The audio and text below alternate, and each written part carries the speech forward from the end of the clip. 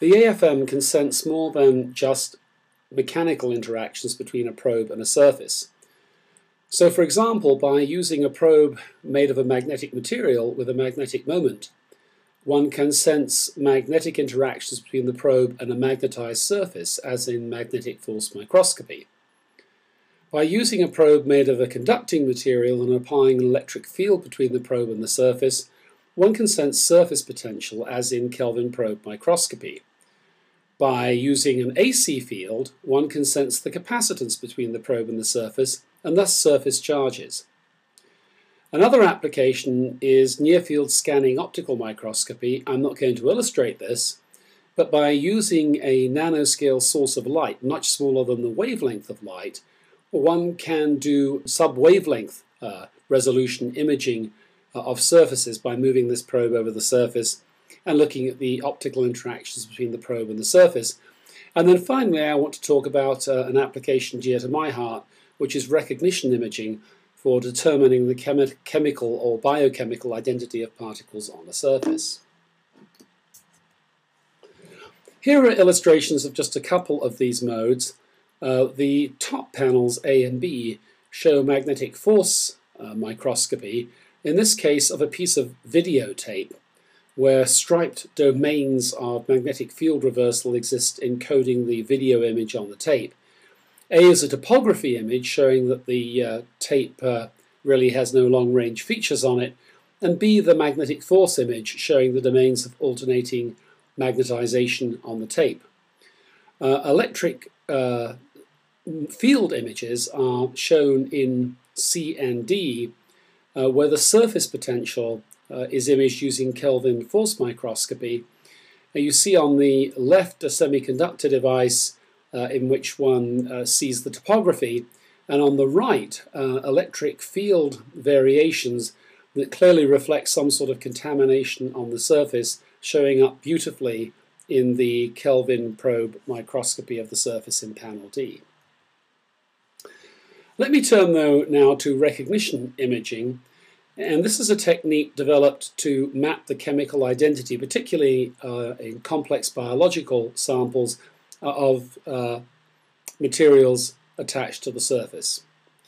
So how does this work?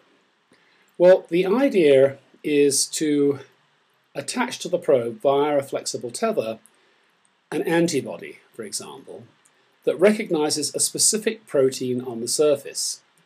When it does so, it binds to the protein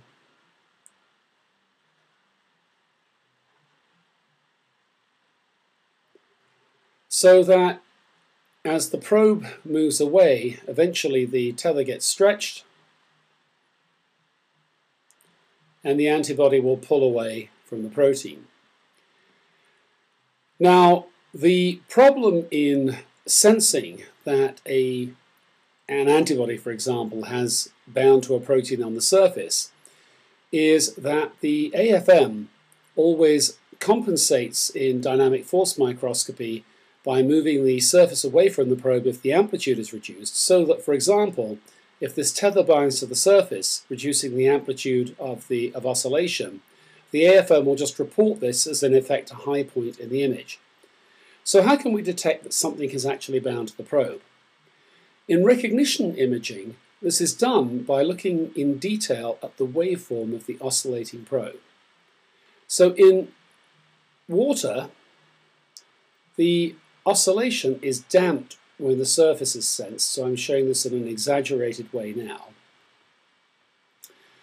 However, if an antibody on the probe binds to a target on the surface, then when the probe pulls away, the amplitude at the top of the swing is also damped.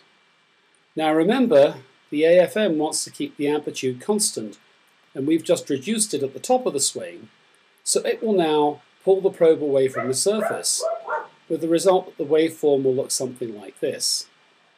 The result is a shift in the DC value of the waveform. So the peak is now reduced, the bottom is now increased, and the mean DC value of the waveform goes down. So by plotting the absolute value of these low excursions of the probe as a function of position on the surface, one can make a map of the points at which the probe bound for some time as it passed over it, a target on the surface.